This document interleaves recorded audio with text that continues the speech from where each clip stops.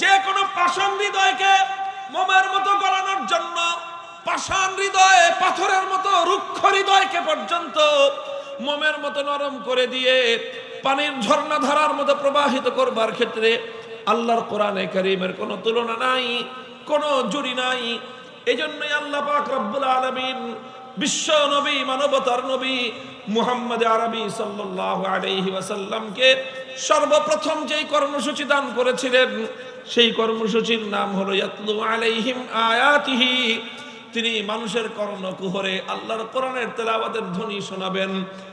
মানুষের কণ্ঠে কণ্ঠে আল্লাহর কোরআনের তেলাওয়াত উচ্চারিত হবে। পাড়ায় পাড়ায়, মহল্লায় মহল্লায়, ঘরে ঘরে আল্লাহর কোরআনের তেলাওয়াত হবে। এই তেলাওয়াতের আওয়াজ যখন গুঞ্জরিত হয়, তখন কোরআনে কারীমের তেলাওয়াতের এই গুঞ্জরণে সমাজ থেকে জাহেলিয়ত বিতাড়িত হতে বাধ্য হয়।